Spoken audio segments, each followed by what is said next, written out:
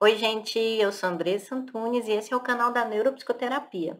Esse é o primeiro vídeo da série Vida de Autista, que eu tive o maior prazer de entrevistar a Adriana Torres, que é uma pessoa incrível, né? Ela é autista, tem 2 anos que ela teve o diagnóstico, então é tudo muito recente.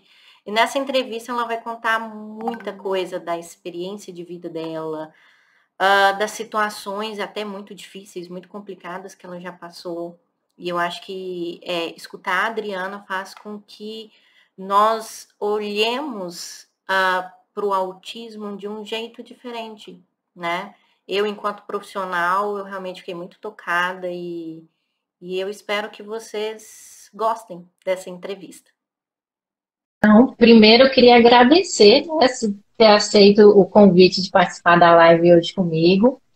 Eu queria contar um pouquinho para o pessoal, né, como que eu te conheci. Na verdade, é a primeira vez que nós estamos falando realmente, né, assim, ao vivo. Eu acho que eu já comentei, né, eu te conheci através daquele vídeo que você fez pro TED, e eu achei incrível.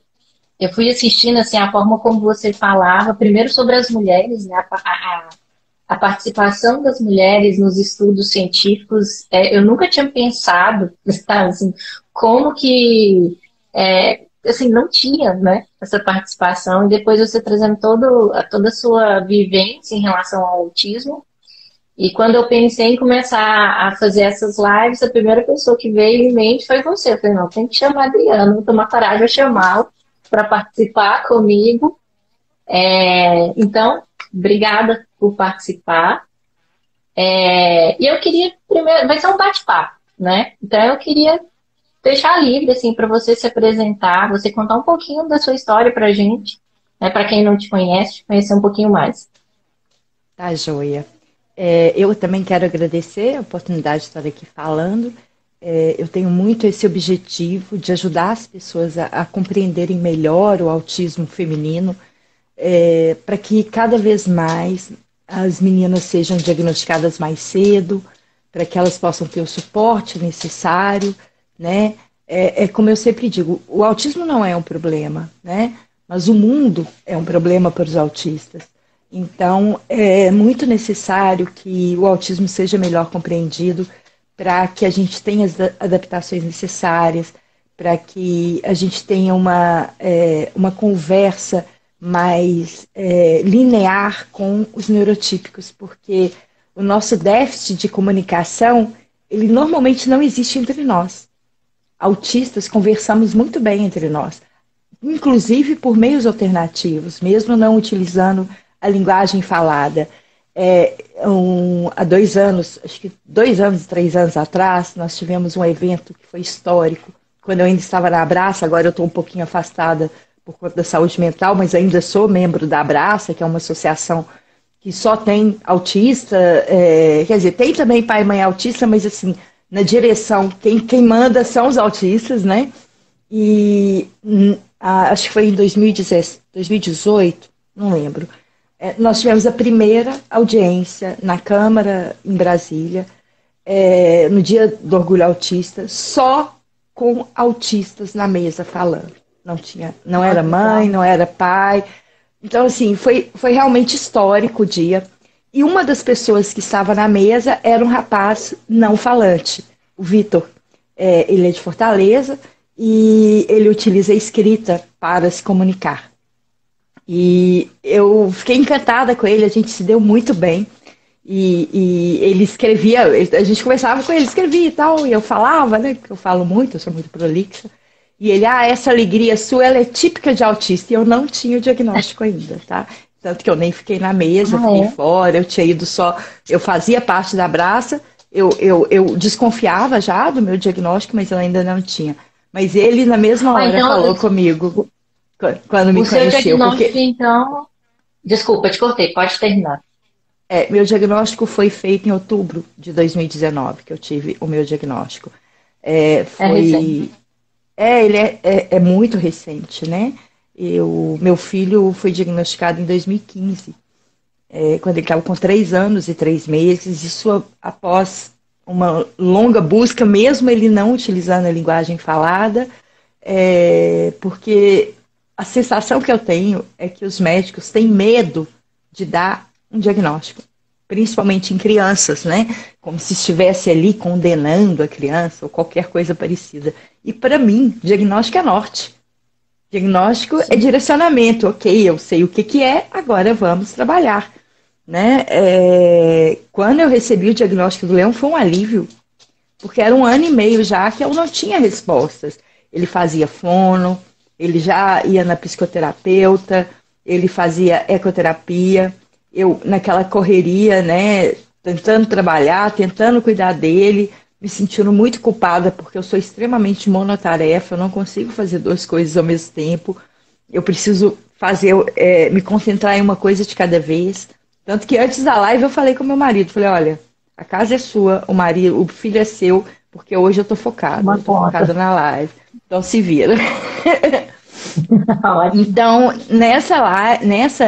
nesse dia, para mim foi assim, uma surpresa, né? Quando ele falou comigo, você é autista.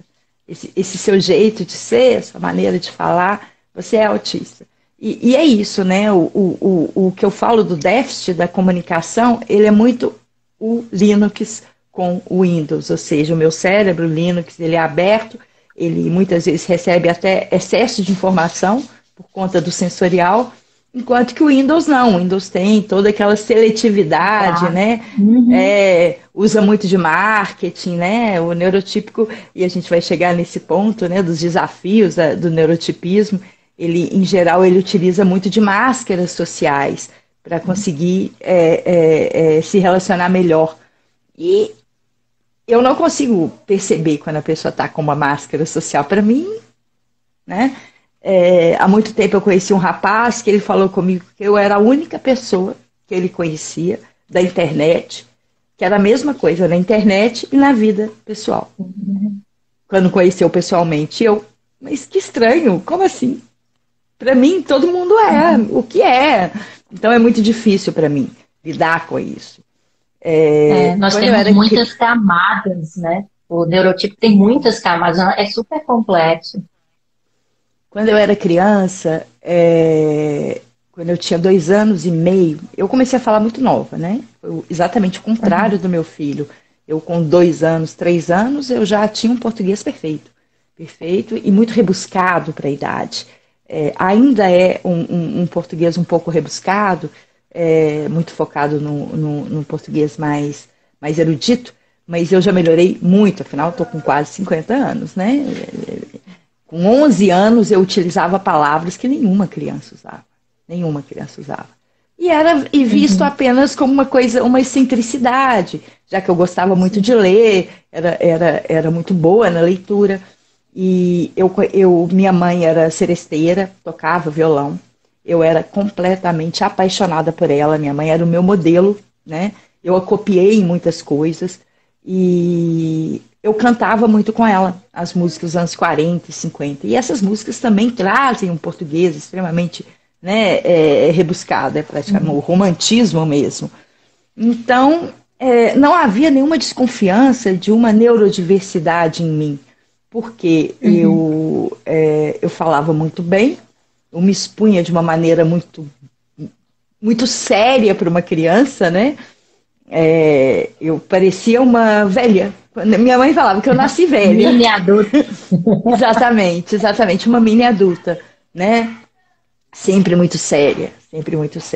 Eu fui relaxar com a idade, né? A idade me trouxe menos rigidez física, menos rigidez no jeito de falar, porque eu fui aprendendo alguns jogos, algumas maneiras, o jeito de olhar, né, graças à novela, graças às revistas, Júlia, Sabrina, eram livrinhos da minha época super românticos, e aí a gente lia e ficava lá, né, fazendo pose, tentando ser a garota que toda garota era.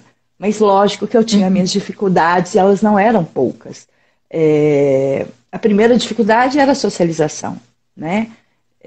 Eu não conseguia me socializar com crianças. Era muito difícil para mim.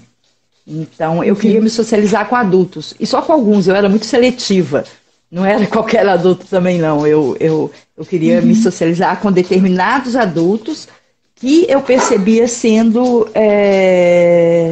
que eles tinham um nível de conversa menos fútil, né? Eu não entendia a futilidade, nunca entendi a futilidade.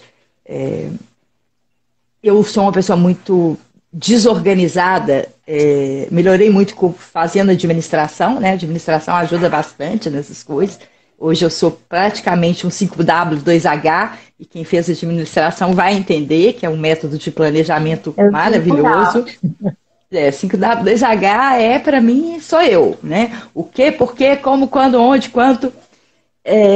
Mas nessa época, quando criança, logicamente, eu era muito mais desorganizada e distraída do que hoje. E nessa época, as mães e pais deixavam os filhos muito livres. Muito livres. Não tinha esse negócio de preocupar, tem que levar na escola. Eu, com 10 anos, eu ia para a escola sozinha, a 4 quarteirões da minha casa. E minhas tias ligavam desesperadas para minha mãe: como é que você deixa a Adriana sair na rua sozinha? Ela atravessa a rua olhando para o céu, ou então olhando para o chão. Ela não olha para os lados, né? Minha mãe, vai aprender. Né? E era assim na época. Então, assim, por um lado, hoje eu penso e falo, gente, por outro, isso me ajudou. Sim, estimulou isso me ajudou, né? Exatamente, porque eu sempre fui uma criança muito insegura. Eu fui, assim, eu queria ir comprar um sanduíche com 12 anos, eu lavava o cachorro do meu avô para conseguir o dinheiro e pagava para minha irmã ir junto. Porque eu não conseguia ir sozinha. Uma coisa boba, né? Eu não conseguia fazer uma compra sozinha. E minha irmã com 5 anos ela fazia. Não, era vista como as pessoas viam teus pais, assim, né? Que não? Minha mãe achava, minha mãe me via como uma menina muito distraída, muito inteligente, mas muito chata, sempre muito pernóstica, como ela dizia. E essa questão da distração, ela não se preocupou. Ela se preocupou quando chegou na adolescência e eu comecei a beber muito. Eu bebia muito mesmo. Era como eu conseguia socializar. Então, eu enchia mesmo a cara. E eu não passava mal. Então, para mim, estava muito tranquilo. E minha mãe ficou com medo de eu virar alcoólatra. Nessa época, era o maior medo dela. Então, ela também achava que eu não ia continuar estudando, porque a minha cabeça estava hiperfocada em outras coisas, que não eram estudo. Então, ela me colocou para trabalhar. Com 14 anos, eu fui cuidar do meu avô, eu estudava à noite, eu era cuidadora dele durante o dia. Também outra coisa que me ajudou muito, por mais pesado que fosse para uma criança, cuidar de um idoso, né, dar injeção, de pressão, era uma responsabilidade gigantesca. Eu não sabia atender telefone. Eu atendia o telefone assim, alô, tá. O tchau era no meio do caminho, né?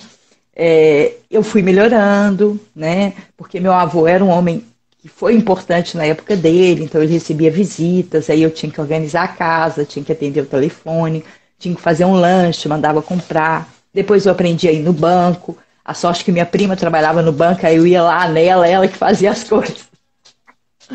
Então, assim, um recurso. Sempre tive um apoio em algum lugar. E isso sempre me ajudou na vida. Eu sempre tive a sorte, o privilégio de encontrar pessoas que me apoiaram nas minhas dificuldades, mesmo sem saber dessas minhas dificuldades. Porque eu sempre aprendi a disfarçá-las muito bem. A minha insegurança, que ela existe até hoje, como a minha expressão facial ela não demonstra tanto, ninguém sabe o quanto eu estou nervosa por dentro. E assim, muitas vezes eu já dei palestra, que a pessoa falou, nossa, você é tão calma, e dentro eu estou assim, explodindo, como calma? Eu estou morrendo, você não está percebendo que eu estou morrendo? Mas a juventude passou sem amigos, com pouquíssimos amigos. Os poucos amigos que eu tive, De repente eles paravam de falar comigo de uma hora para outra, eu nunca entendia o motivo. Aí eu comecei a ter problemas com os assédios. Quando eu comecei a trabalhar fora, realmente, meu avô morreu. Eu comecei a trabalhar numa lojinha que tinha perto da minha casa, que o dono da loja comprou a casa do meu avô, por isso que eu fui trabalhar lá. E o próprio dono me assediou na época. E eu não Nossa, Adriana. percebi. Teve histórias muito ruins, muito ruins. Sim. E essas histórias, elas aconteciam muitas vezes, e hoje eu penso nelas, porque, primeiro, que eu não percebia o interesse. Um homem, eu descobri que ele está interessado em mim, ele tinha que chegar e falar, olha, eu quero, porque senão passava batido. Segundo, porque... Desculpa. Deu uma Adriana, pausa fala aqui, porque... só o que você se sentir confortável, tá? Se você não se sentir confortável em falar sobre isso, a gente não precisa de conversar, tá? Tá. Não.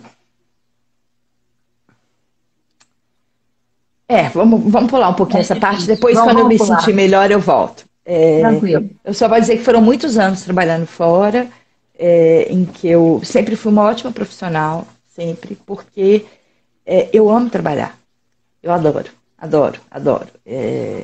Eu sempre me hiperfoco no trabalho. E sou daquela que chegava às 7 horas da manhã, saía às 7 horas da noite. Férias eu queria trabalhar, fim de semana, feriado. Eu queria trabalhar, eu não queria mais estudar, queria fazer nada, só queria trabalhar. Total, total. Um rapaz uma vez me falou que o meu problema era que eu queria colocar a minha vida num pé só, e que a vida tem que ter pelo menos um tripé, que é relacionamento, trabalho e... O que era outro? Saúde? Acho que era, uma coisa assim. Não lembro o que era não, Alexandre, trabalhei com ele. E eu colocava tudo numa coisa só, que era o trabalho. Porque você focava, né? Você focava Eu nisso. focava total, para mim. E aí acontecia esses problemas. Eu fui trabalhar numa empresa muito boa, quando eu tinha 24 anos. Foi a empresa que eu fui apaixonada por ela por muitos e muitos anos. Trabalhei lá há 5 anos. E nessa empresa, logo quando eu entrei, era uma empresa que trabalhava com equipamentos pesados, vendas técnicas, né? E eu logo quis entender de equipamentos e tal, e fui pegando informação e fui aprendendo. E as meninas que trabalhavam na área comigo, na área de venda de peças, elas não eram obrigadas a saber, porque elas estavam ali para vender pelo telefone. Mas como que eu vou vender uma coisa que eu não entendo? Entendi. Não passava pela minha cabeça. E eu tive problemas lá, justamente porque como eu quis aprender, elas começaram a pedir minha demissão, falando que eu estava atrapalhando, que, enfim, foi muito ruim, muito ruim. Provavelmente porque elas usavam a máscara, né, para conseguir vender, enquanto como você não ia mentir, você precisava de entender a fundo, né? Assim, e eu nunca menti para cliente, nunca. Eu falo que eu sou uma vendedora meio esquisita, porque meu pai foi vendedor muitos anos e falavam que ele era aquele vendedor que vendia geladeira para esquimó. E eu virava, para quê? Se o esquimó não precisar de geladeira, eu jamais venderia isso para ele. Não faz sentido. Né? Então, se uma peça ia demorar 48 horas para chegar, eu falava com o cliente, mas você vai perder a venda porque ele quer urgente. Problema, eu vou perder a venda, mas eu não vou mentir. Com isso, eu fui desenvolvendo clientes muito fiéis, clientes que confiavam em mim. Eles sabiam que eu ia falar a verdade. E isso mexeu muito com a área de vendas lá, porque era diferente de tudo aquilo que eles tinham trabalhado até então. Então, eu era uma mulher no meio de muitos homens, trabalhando com venda, entendendo daquilo que estava vendendo, né? A empresa, né? Então, assim, foi um sucesso muito grande.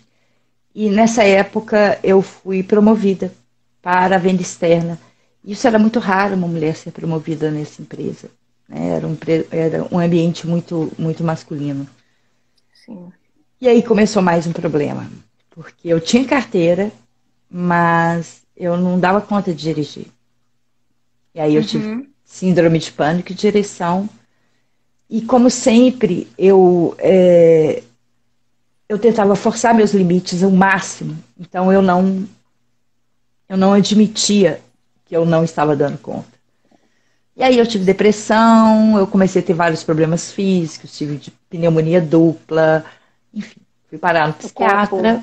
O corpo reagiu, né? E aí fui diagnosticada com um síndrome do pânico, fui diagnosticada com depressão, fiquei em tratamento por 2 anos, afastei do carro, tive que pedir para voltar ao cargo antigo, porque não deu certo. E nessa época, essa minha primeira psiquiatra, antes eu já tinha ter feito terapia uma vez, com 20 anos. Esse eu já estava com 26.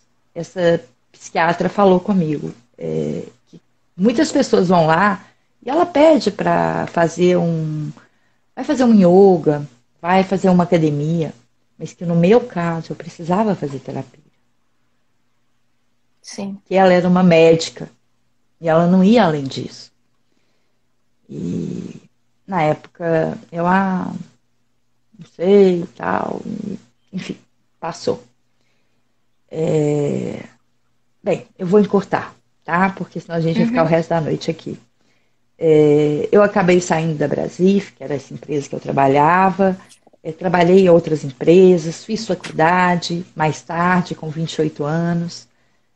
E na época que eu estava fazendo faculdade, na minha casa tinha um cachorro, que era para ser da minha sobrinha, mas que eu criava, porque, né? E esse cachorro, ele era muito reativo a pessoas, principalmente a minha irmã. E um dia ele mordeu a minha irmã, e minha mãe, que já tinha feito isso a minha vida inteira, mandou eu colocá-lo para doação, para adoção. Eu vendi meu carro, que era o que eu tinha, aluguei móveis, e fui morar sozinha por causa desse cachorro. Por causa do cachorro. E você traz até hoje esse interesse, né? Esse cuidado. Esse é meu hiperfoco. Hoje eu estou trabalhando com adestramento.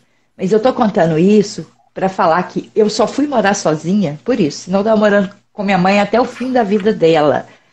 Porque foi muito difícil para mim morar sozinha. Muito difícil. No início. Depois de, assim, sei lá, 1 ano que eu estava morando sozinha, também não quis mais outra vida. Morar depois, casei com quase 40, né? E aí foi muito complicado para mim, até hoje é complicado, porque eu quero as coisas do meu jeito, nos meus lugares, e eu fico muito ansiosa quando as coisas estão fora do lugar, enfim. Mas no início, fazer supermercado, controlar as contas, era muita informação, era muita coisa para fazer, né? Eu sempre fico assim, as pessoas não compreendem que o autismo, ele traz 2 faces. Por um lado, a gente consegue fazer de uma forma simples coisas que poucas pessoas conseguem daquela forma. E por outro lado, as coisas simples do dia a dia parecem difíceis demais. Amarrar um sapato, ir no supermercado fazer uma compra, principalmente quando hoje em dia que tem aquela quantidade de opção, aquilo me deixa extremamente ansiosa. Eu não quero opções. Eu quero 2 ou 3, tá ótimo. Dá uma opção para mim, tá maravilhoso. Por favor, parem com essa quantidade de opção, porque eu fico completamente perdida com aquilo. Então, essas dificuldades simples parecem muitas vezes para as outras pessoas como fosse sendo frescura, como sendo mimo, como sendo falta de vontade de fazer as coisas. Não é. A seletividade alimentar que eu dei desde a infância melhorou muito. Mas meu filho, por exemplo, só come arroz, feijão, macarrão. Ele não come mais nada hoje. E eu respeito. Porque quando eu era pequena, enfiaram comida na minha goela. Isso. E eu vomitei. E hoje, assim, eu vejo determinados pratos, eu vomito só de ver. Entendeu? Porque achavam que era frescura, mas não era frescura. Sabe? Era seletividade. Eu não entendia nada de autismo, mas eu sempre percebi que eu tinha uma diferença. Só eu não sabia que diferença era essa. Era como se eu morasse num mundo que não era meu. Como eu sou espírita, desde muito nova, eu pensava o seguinte, eu falava, não, eu devo ter encarnado no planeta errado.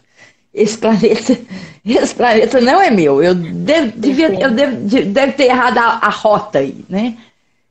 Minha mãe dizia que eu nasci na época errada, que eu devia ter nascido na década de 40, de 50, e combinava mais comigo, que essa época atual era uma época muito agressiva para mim, né? E realmente é uma época muito agressiva, né?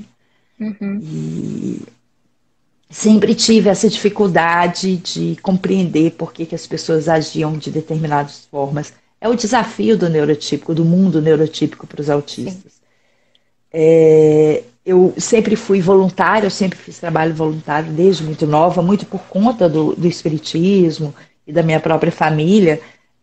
Então eu fui ativista por direitos humanos por muitos anos, antes de ser ativista pelos direitos das pessoas com deficiência. E nesse ativismo eu conheci pessoas com deficiência, né, sempre na luta pelos seus direitos, e eu nunca consegui entender por que era tão difícil as pessoas compreenderem, né, determinadas questões de direitos básicos das pessoas com deficiência. São coisas que aí eu acabava brigando, porque eu falava, gente, não é possível que vocês não estão entendendo isso, né? A lógica do neurotípico me confunde muito. Me deixa estranho porque não tem lógica. Eu quero entrar nisso, Adriana. E antes de fazer mais uma pergunta, eu queria até falar um pouquinho assim, da minha experiência. Eu tive um paciente que ele me marcou muito, assim. Vou dizer assim que ele foi a semente de toda a minha mudança para ver a neurodiversidade, que foi o César, que era um adulto, né, com 30 anos, que eu acompanhei porque eu estava acompanhando, né, também a família. E assim, ele me confrontava para eu ver o meu mundo, como era um mundo, vou usar uma palavra assim, era bizarro. Coisas, regras que eu nunca tomei consciência, assim, da complexidade, da falta de lógica. E ele me confrontava, ele me tirou da zona de conforto, assim. Ele me incomodou. Às vezes eu terminava a conversa com ele, eu estava com raiva. Porque o que é isso?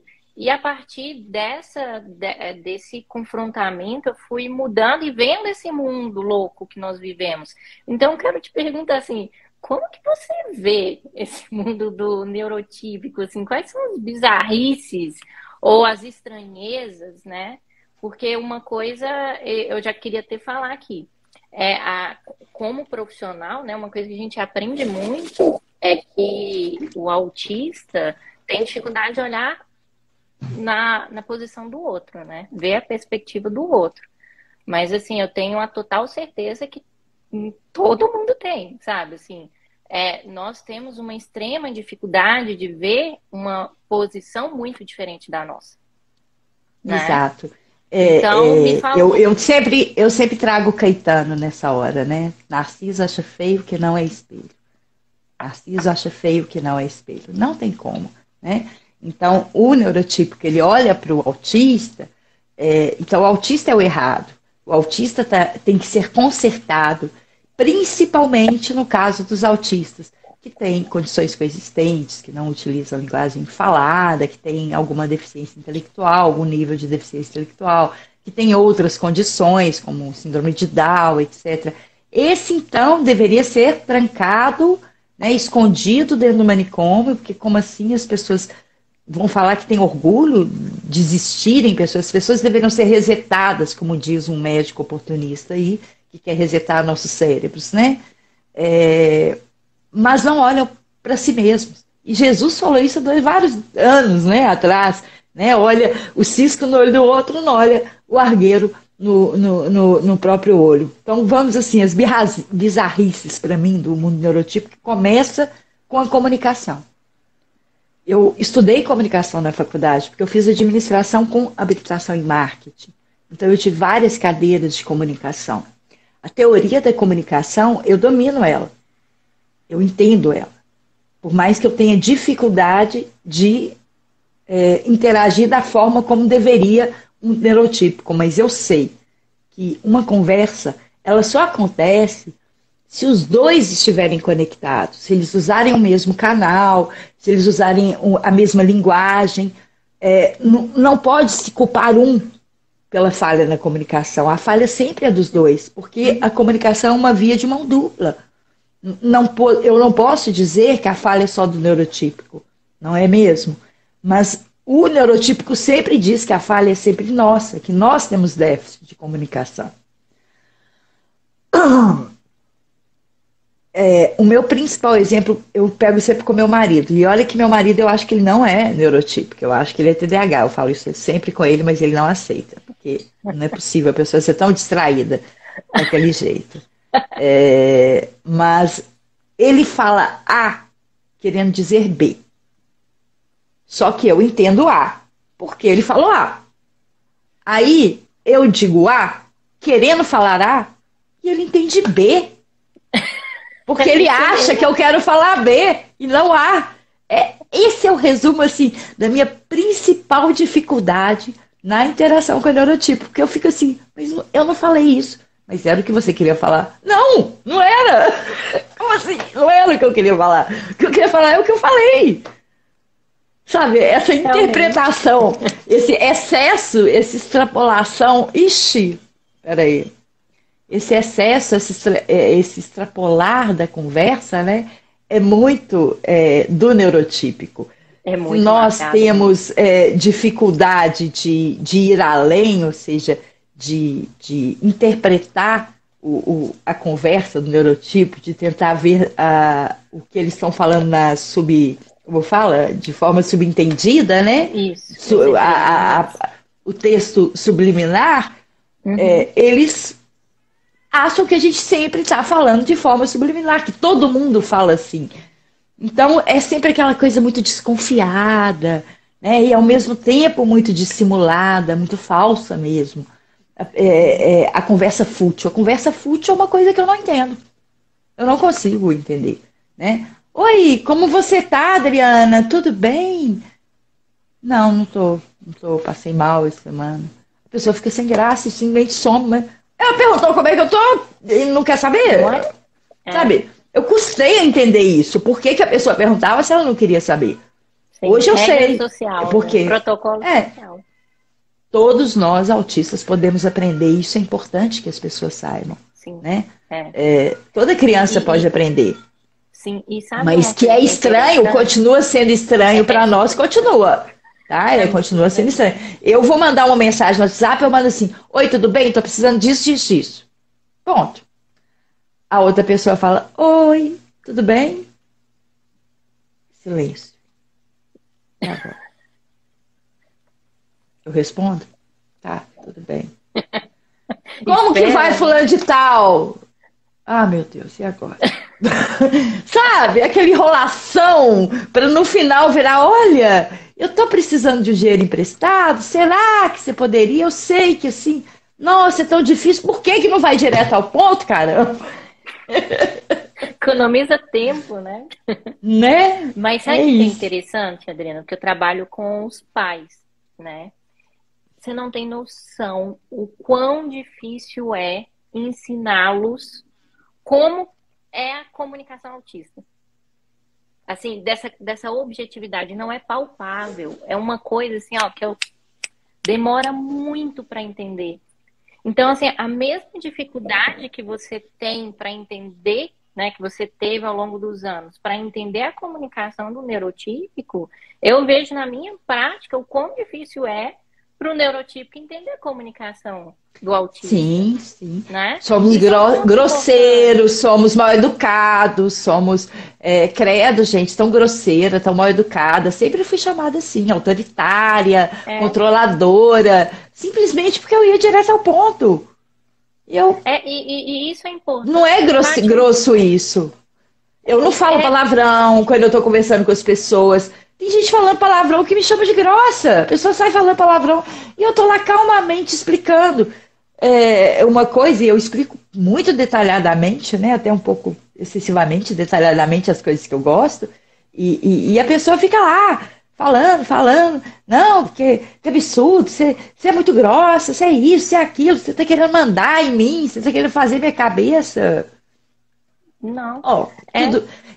E isso eu acho importante colocar o seguinte, que assim, meu filho e eu temos uma comunicação maravilhosa. Mesmo antes dele, ele começou a falar com 4 anos, né? E a gente já se comunicava muito bem. Enquanto que a comunicação dele com meu marido e a minha com meu marido é péssima.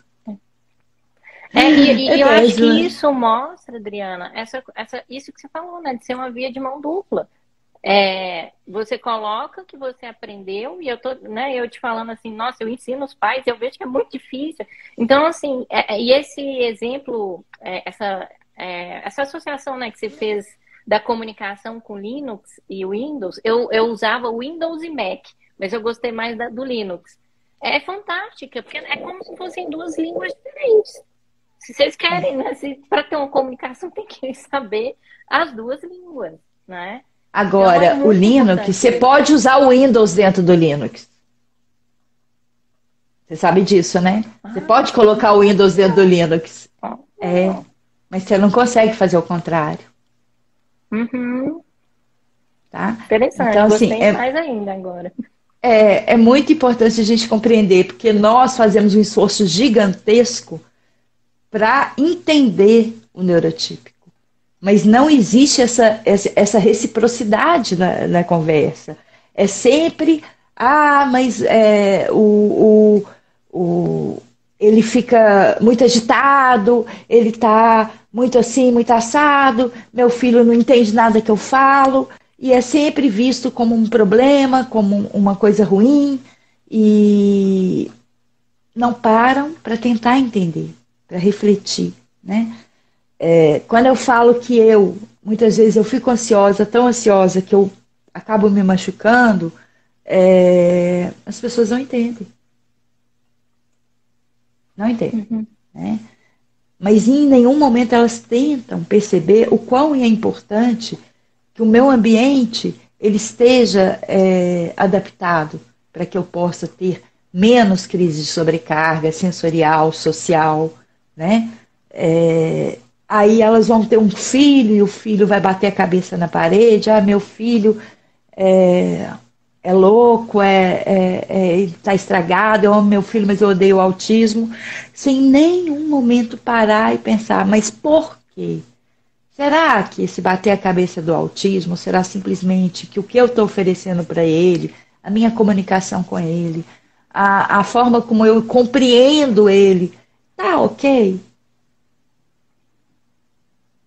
Né? Eu acredito que o que falta no mundo neurotípico é humildade. Humildade para entender que ser neurotípico não tá com essa bola toda. Não tá, não tá, tá?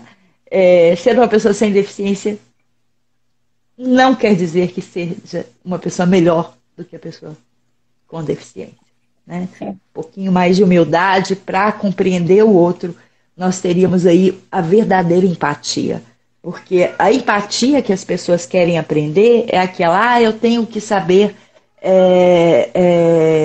ajudar o outro ou me colocar no lugar do outro. Não, eu quero apenas que respeite quem eu sou. Porque você nunca vai saber como é estar no meu lugar. Não adianta. Sim. Você não vai conseguir. Mas se você respeitar quem eu sou, né, e permitir que eu seja dessa forma, você vai estar praticando a verdadeira empatia. Né? Eu virei adestradora depois do meu diagnóstico. Até então, eu estava com o meu trabalho suspenso. Eu trabalhei É tudo muito durante... recente. Aí, quando eu tive meu diagnóstico, eu já estava desde 2015 sem trabalhar por causa do meu filho, e eu estava estudando para concurso, para tentar voltar a trabalhar. E quando eu tive o diagnóstico, a primeira coisa que eu falei, não vai dar certo. Porque eu, com autoridade, é um problema muito sério. E agora eu já vi por quê. O que eu vou fazer? E aí veio o sonho. Eu sempre tive o sonho de trabalhar com animais, né? Falei, acho que eu vou ser pet sitter. Comecei a estudar. E aí veio a pandemia. Não rolou o pet sitter. Não ia dar. E aí Bem, o caminho foi me levando. Eu comecei em janeiro do ano passado a trabalhar com adestramento após um ano inteiro fazendo cursos, né, me Uhum. especializando. Hoje eu já fiz mais de 5 cursos extremamente focados na área. Estou fazendo especialização no adestramento positivo. E eu vejo todos os dias a similaridade dessa dificuldade da comunicação entre o neurotípico e o autista, do tutor com o seu cão ou com o seu gato. Ó, Porque interessante. o neurotípico, ele quer que o cachorro seja humano, ele tenha sentimentos humanos, e ele dá esses sentimentos humanos para o cachorro, né? Não é uma questão de, meu cachorro dorme na minha cama, ou come comida natural, não é nada disso, isso é legal, não tem problema. O problema é você achar que o seu cachorro faz xixi na cama porque ele está com ciúmes de você. Cachorros não sentem ciúme. Eles não têm o cérebro desenvolvido, eles sentem uma outra coisa, que pode até ser parecido com ciúmes, né? Que em geral a gente chama de guarda de recursos, né? Mas não é ciúme, né? Meu cachorro me ama incondicionalmente. Desculpa, isso não existe.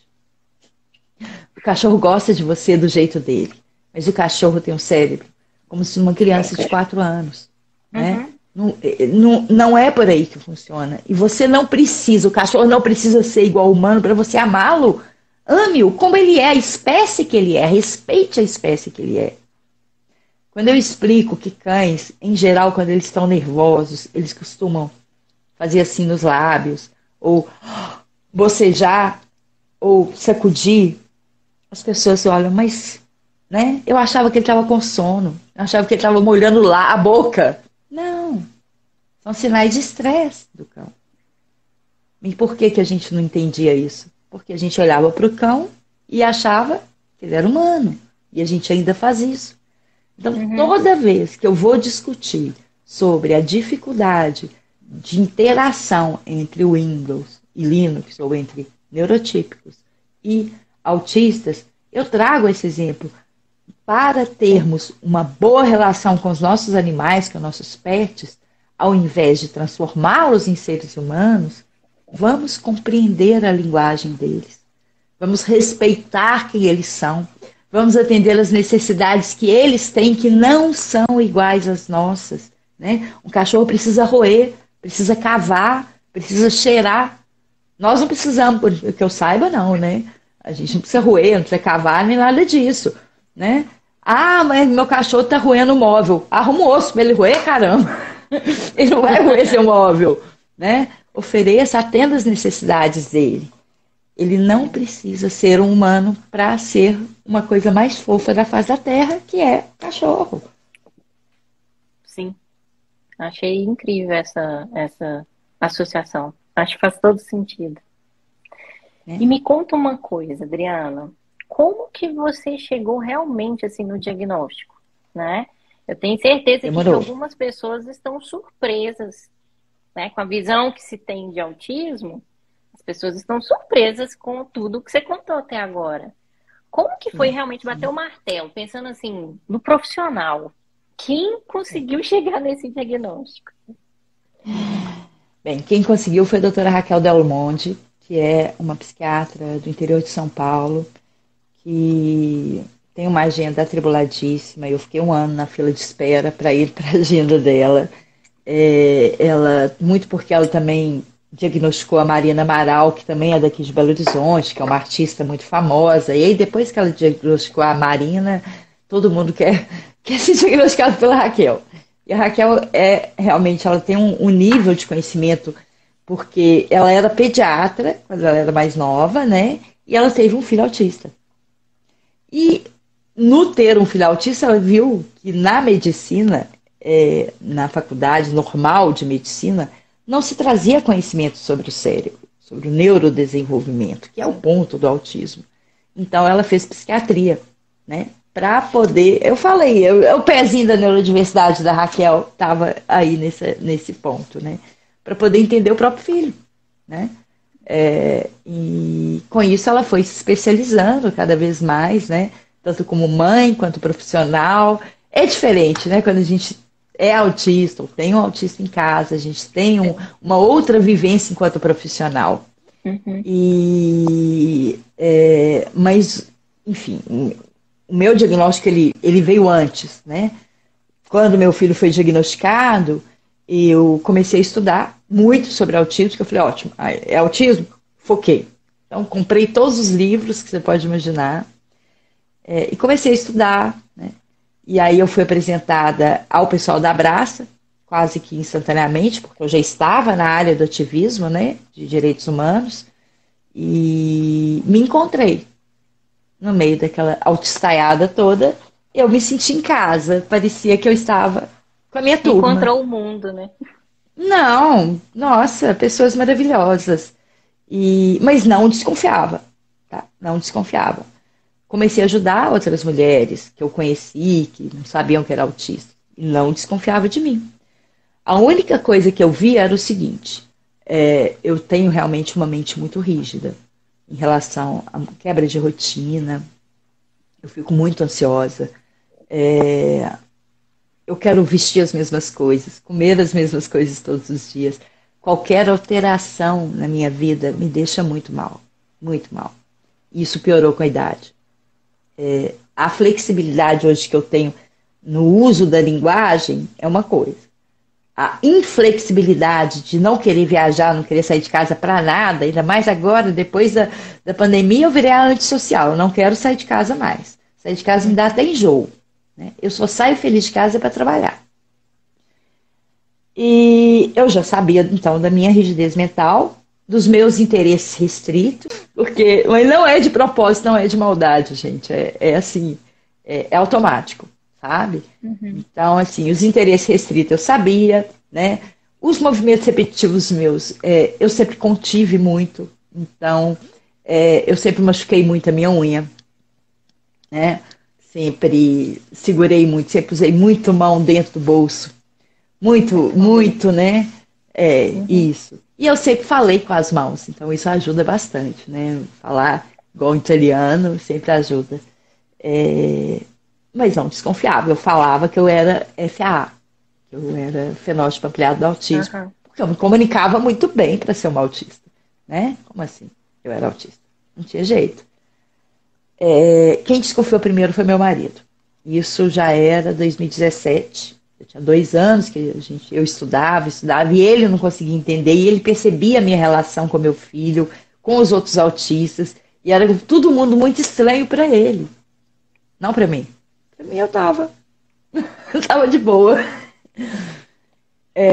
O dia que ele me falou, eu falei, não, mas aí plantou a dúvida na minha cabeça, será? E eu comecei a pensar, falei, não, mas vou pensar na comunicação, Quantos namorados eu tive? Praticamente nenhum. Meus amigos. E aí comecei a trazer o fio da minha história, indo lá atrás, né? Será, gente? Será? E aí a dúvida ficou. E quando uma dúvida entra na cabeça de um autista, acabou. Enquanto ele não souber, vai ficar. Aí perfocou. E eu fui procurar informação. E na época eu estava com a depressão muito, assim, no auge mesmo. Então eu já tinha que procurar um psiquiatra para começar a tomar medicação, porque realmente eu pensava em suicídio todo dia. Todo dia. E eu não queria me suicidar. Eu nunca quis. A gente tem esse desejo, mas não é por querer, é por necessidade, sabe? Sim. Sofrimento muito grande, né? Isso. E aí me indicaram um psiquiatra, que foi o primeiro psiquiatra que eu fui, muito bonzinho, muita gente boa. 20 minutos de conversa, eu virei para ele, muito timidamente, eu estava falando de depressão, eu falei, olha, eu tenho um filho autista, e eu queria, né, ver se eu posso fazer algum teste, alguma coisa, para ver se eu sou autista também. Ele olhou para mim, que autista? Você se comunica muito bem para ser autista, você é TDAH. Mas você vai falar isso assim... Sem fazer teste nenhum, 20 minutos que eu tô conversando. Eu sei, porque eu conheço TDAH, Eu estava com um nível de ansiedade muito alto por conta da depressão. Então eu estava muito pior do que eu sou em relação a essa questão da agitação, né? Mas aí eu comecei a discutir com ele. Você sabe qual que é o índice de mulheres subdiagnosticadas. Eu cheguei em casa, mandei para ele vários artigos. Hoje eu pergunto, tadinho. Vários artigos da PubMed sobre essa questão e tal. Mas continuei fazendo tratamento com ele mesmo assim, porque ele era bonzinho. Ele nem me xingou por eu ter mandado os artigos para ele. Passou um tempo, a psicóloga do meu filho, da época, a neuropsicóloga do meu filho da época, hoje é outra, ela me indicou um neuropsicólogo, colega dela, para fazer o perfil neuropsicológico, aqueles testes, aquela avaliação. E antes disso eu fiz os testes na UFMG, do projeto de uma mestranda, Ana Luísa. Ela estava fazendo um projeto sobre adultos no espectro. Nossa, E eu passei no... foi muito legal, só que projeto não dá diagnóstico, né? Mas dentro do projeto dela eu fui, entre aspas, todos os testes indicaram que eu era autista, sabe? Uhum. Aí eu fui fazer esse teste com esse rapaz, que foi esse colega que me indicaram. Desde o primeiro dia esse rapaz ficou meio implicado comigo, porque eu fiz a mesma... para me adiantar, eu fiz uma lista de todas as minhas características, e aí eu mandei para ele todos esses artigos que eu já tinha. Eu falei, eu vou organizar tudo aqui, já vou passar para ele, porque, né, vai que ele não entende disso, então deixa eu passar logo. Aí fiz os testes. No dia da devolutiva, ele virou para mim e falou, bem, a primeira coisa que eu vou falar com você é, você não é autista. Você se comunica muito bem para ser autista. Eu falei, essa parte eu já falei com você que eu já pulei essa parte. Né? Essa parte, capítulo, né? Essa parte, vamos para frente. Aí ele falou, não, você olha nos olhos, você olha nos meus olhos, você... O que ele falou mais? Todos aqueles mitos que as pessoas utilizam. O próprio estereótipo de autismo. São 4 meninos para uma menina. Não, mas eu te mandei os artigos. Não é assim. Está atualizado, né? Ele falou, não, mas preocupa não, que eu acho que você tem uma coisa muito mais grave. Eu acho que você é bipolar. Eu não entendi a frase que ele falou na hora. Eu fiquei, como assim? Não preocupar, que tem coisa grave? O que você queria dizer com isso? Eu não entendi. Enfim, eu saí de lá completamente perdida. Mas eu estava sufocada, porque aquela frase dele, de alguma forma, me impactou. Eu não entendi o que ele queria dizer. E aí eu cheguei em casa, chamei um grupo de amigas autistas que eu tinha lá da Abraça. Falei, gente, lê esse relatório aqui, porque tá muito esquisito. E aí eles foram interpretando para mim, todo mundo lendo, interpretando. Adriana, ele achou que você estava mentindo para ele, que você queria ser diagnosticado. Eu falei, mas para que alguém ia mentir que é autista? Gente, que isso? Que viagem, né? Não, porque... Aí começaram a ler o relatório e me explicar quais eram as coisas que eles colocou lá. Beleza. E eu falei, eu não quero mais saber desse negócio, não quero mais saber de diagnóstico. Passei muito mal, muito. Aquele dia eu passei muito mal. Tanto que a Sueli me ligou, a Selma Sueli, não sei se você conhece, que é mãe da Sofia, ela viu meu desabafo na internet, me ligou correndo, falou, Adriana, você tá bem? Eu vi seu texto na internet, você desculpa até te pedir, mas que texto maravilhoso, você não quer escrever pro meu livro? Coisa de autista, né, gente? E eu acabei escrevendo, e mandei, e não me pergunte o que eu escrevi, porque eu não lembro uma palavra do que eu escrevi. Eu tenho o livro dela aqui, agora eu escrevi para o outro livro, que eles estão lançando agora, e também me pergunta o que eu escrevi, que eu não sei, não tenho a mínima ideia, eu nunca lembro o que eu escrevo. E aí eu falei, não, agora chega, acabou. Quando foi em janeiro de 2019, isso tudo foi final de 2018, foi durante 2018, né? Janeiro de 2019, o meu psiquiatra viajou de férias e o meu remédio acabou. E eu tive que procurar outro psiquiatra. E aí me indicaram uma psiquiatra, eu falei, olha, mas eu não quero saber negócio de autismo. Não quero. Só que essa psiquiatra ela é mãe de autista. E acabava que o assunto ia. Nessa mesma época, eu quebrei o meu calcanhar. e fiquei imóvel na cama por 6 meses. Então ela vinha aqui em casa, fazer consulta, ver como é que tá, e acabava que eu não conseguia desviar do assunto. Por mais que eu falasse pra mim que eu não queria mais saber, vira e mexe eu tava falando. Uhum. Mas aí, esse foi o pior. Eu não vou nunca falar o nome dela, porque é uma pessoa maravilhosa, mas o que ela falou pra mim é Difícil. muito. Esse Ela virou pra mim no trajeto, né, final, pelo esse personagem, trajeto foi assim, ele é você tem sofrido. você tem as características autistas, né? Mas eu não posso te diagnosticar, porque se eu te diagnosticar, eu vou ter que arrumar um outro nome para aquilo que meus filhos têm, porque meus filhos não são oralizados, não têm a funcionalidade que você tem. Quais prejuízos que você teve na sua vida? Você não parece ter prejuízos na vida.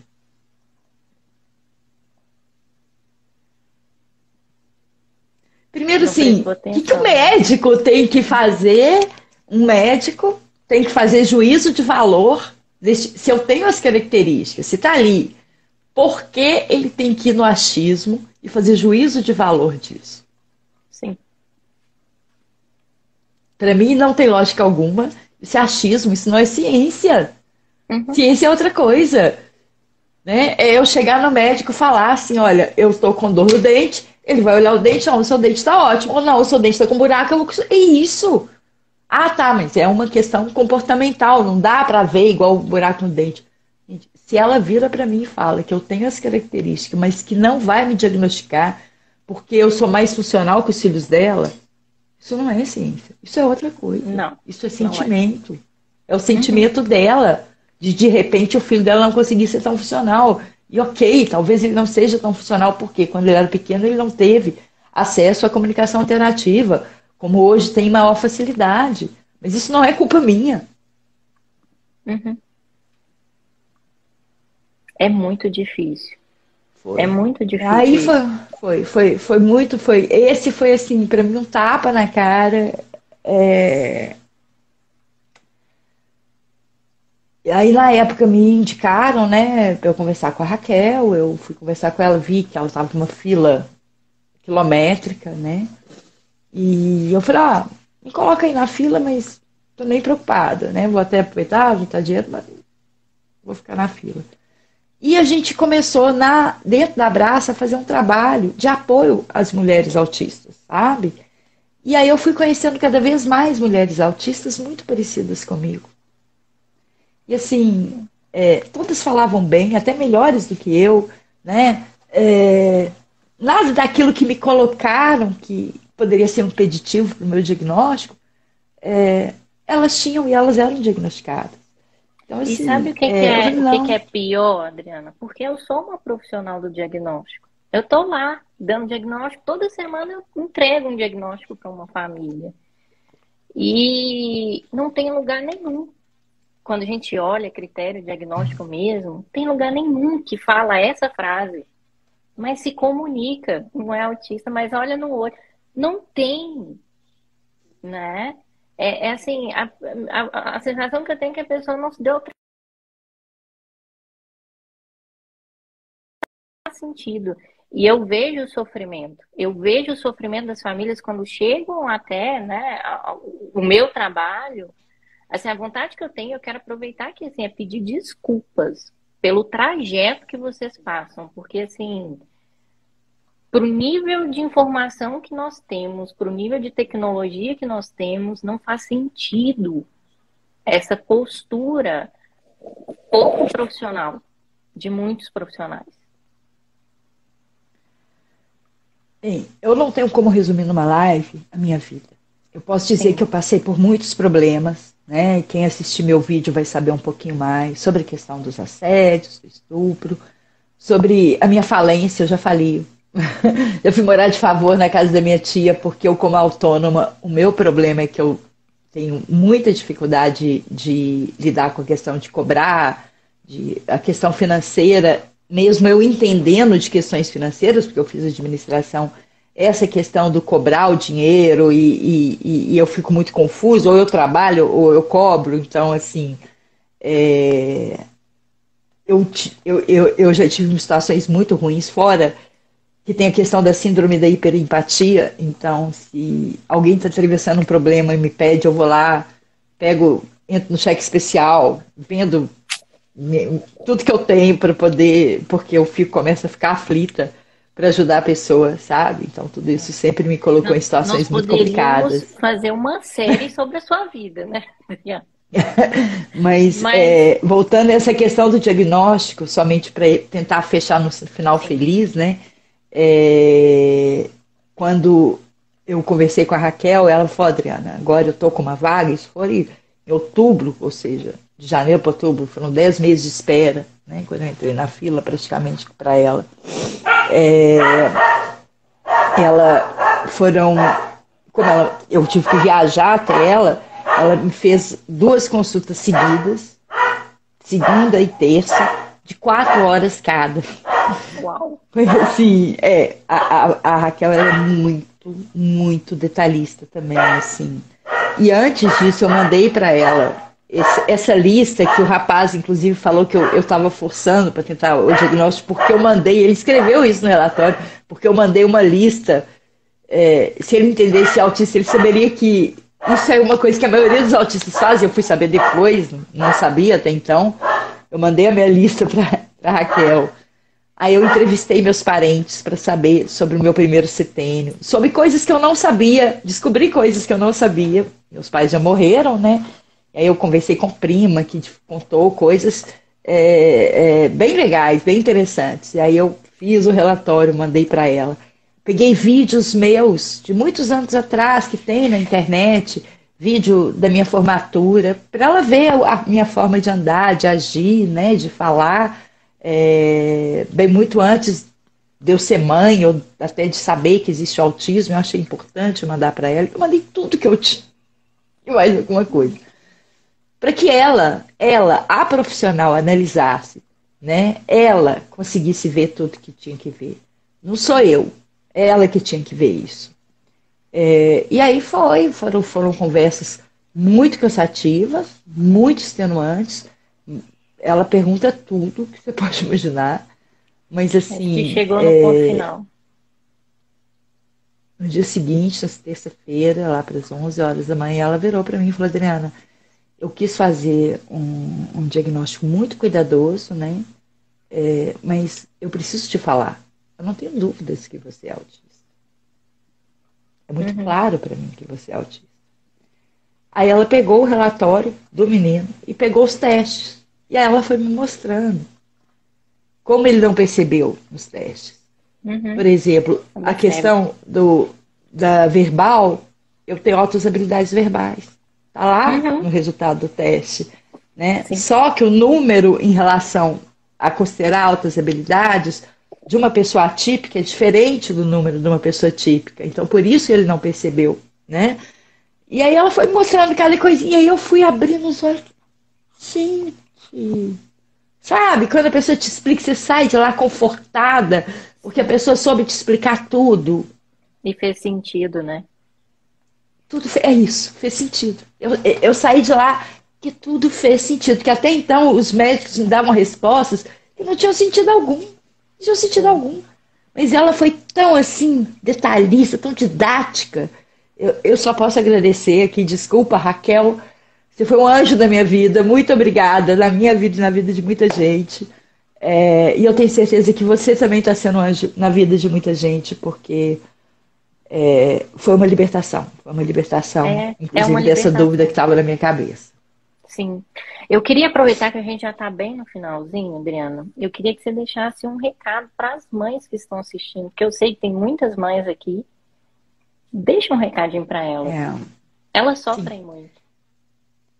Leiam o livro Longe da Árvore. Não é sobre autismo, mas vai trazer uma visão para vocês extremamente importante. A visão da verdadeira inclusão, sabe? Do olhar para o outro de uma maneira diferente. Quando o Solomon, que é quem escreveu o livro, esteve aqui no Brasil, há uns 2 anos atrás, a Andrea Werner, ela fez uma pergunta para ele, um bate-papo que tiveram, em que ela perguntou o que né, o que ele fala sobre essa questão de pai e mãe, ter que ficar o tempo inteiro brigando com o autista adulto, porque o autista adulto fala que tem orgulho de si mesmo, e aí vem pai e mãe e fala, não, mas você é funcional, meu filho não fala, etc. E de que a neurodiversidade só serve para você, o orgulho só serve para você, não serve para o meu filho. A resposta do Andrew foi, e isso tem um vídeo na internet, vocês podem achar, pedir para a Andréia até recolocar. Eu vou A procurar resposta também, tá? dele foi, na verdade, uma fala de um rapaz autista, não oralizado, que escreveu pouquíssimas coisas na vida. Mas as poucas que ele escreveu foram incríveis, que o nome dele é John Sinclair, se não me engano, esse rapaz. E uma das coisas que ele escreveu me marcou muito. E ele falou essa frase, esse texto desse menino, que ele diz o seguinte, que toda vez que ele escuta o pai falar que ama o menino, mas odeia o autismo, o que a gente escuta é que nós não somos, na verdade, os filhos que esses pais queriam ter. Uhum. E para esses pais, para essas pessoas, nós deveríamos sumir e no nosso lugar aparecer um outro que eles nunca viram na vida, um estranho, que aí sim eles seriam capazes de amar. Porque eles não são capazes de amar como nós somos. Porque sem o autismo, eu não sou a Adriana. Sem o autismo, seu filho não é quem é. E por mais difícil que pareça, todas as dificuldades, eu tenho certeza absoluta, que você ama seu filho. Todas vocês amam seus filhos, né? Acredite, sem o autismo, ele não seria quem é. Então você não tem como amar o seu filho e odiar o autismo. Isso não existe. Aprenda sobre o autismo, tá? Nossa, Adriana, eu queria falar. Muito obrigada. Aprendi muito, tá? Muito obrigada mesmo. E quem sabe no futuro, né? A gente combina mais uma, porque realmente tem muita coisa aí para conversar. Muito obrigada. Eu tenho certeza Sim. que as pessoas aproveitaram muito isso aqui.